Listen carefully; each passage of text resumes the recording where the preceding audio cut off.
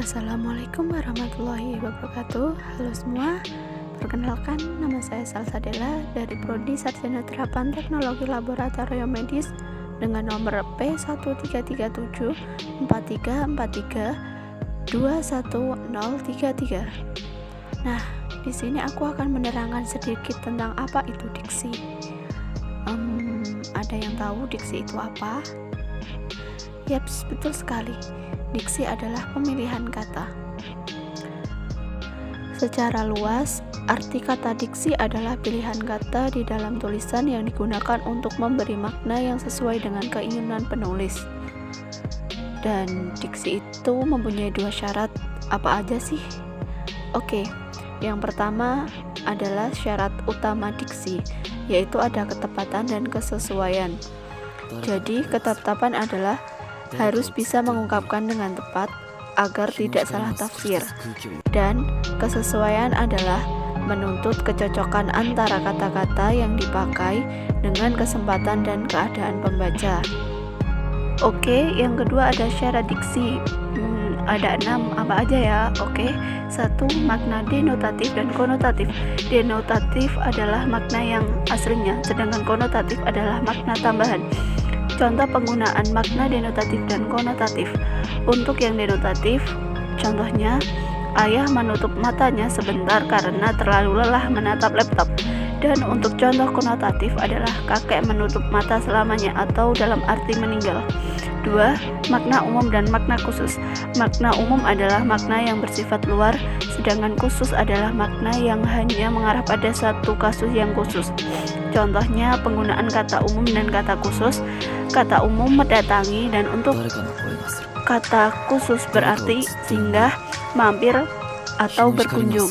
3. Kata konkret dan kata abstrak.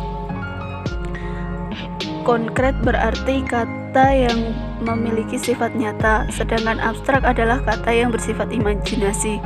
Contoh penggunaan kata konkret adalah meja, rumah, mobil, air, nasi, kelapa, dan sebagainya.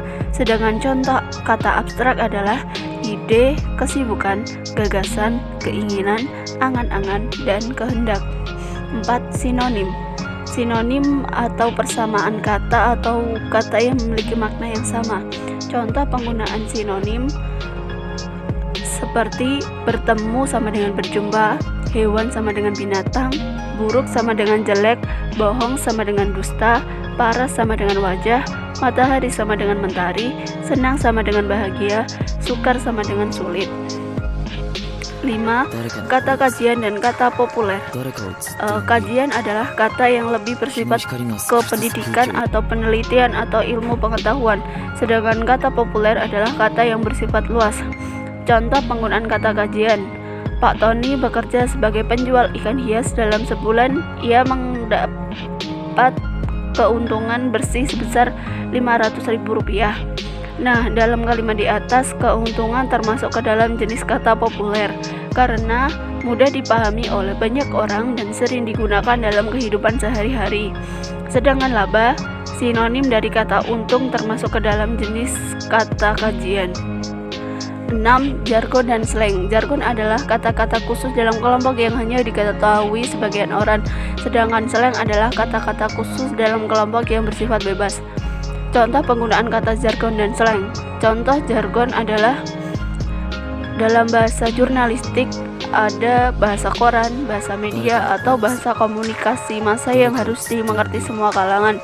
Sedangkan contoh slang adalah galau, baper, sotoy, PHP, dan lainnya. Dan tujuan diksi itu ada 11, yaitu 1. Membuat orang yang membaca ataupun mendengar karya sastra menjadi lebih paham mengenai apa yang ingin disampaikan oleh pengarang. 2. Membuat komunikasi menjadi lebih efektif. 3. Melambangkan ekspresi yang ada dalam gagas secara verbal, tertulis, ataupun terucap. 4. Membentuk ekspresi ataupun gagasan yang tepat sehingga dapat menyenangkan pendengar atau pembacanya. 5. Melambangkan gagasan yang diekspresikan secara verbal.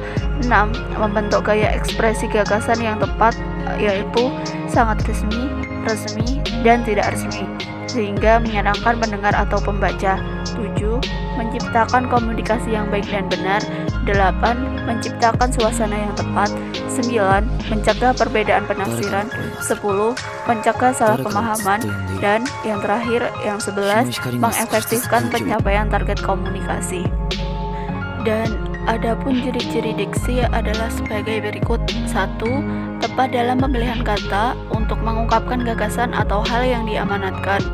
2. Dapat digunakan untuk membedakan secara tepat nuansa makna dan bentuk yang sesuai dengan gagasan dan situasi serta nilai rasa pembaca.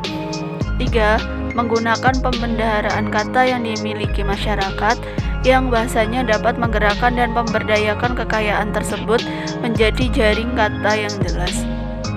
Cukup sekian penjelasan dari saya, semoga bisa bermanfaat untuk kalian semua.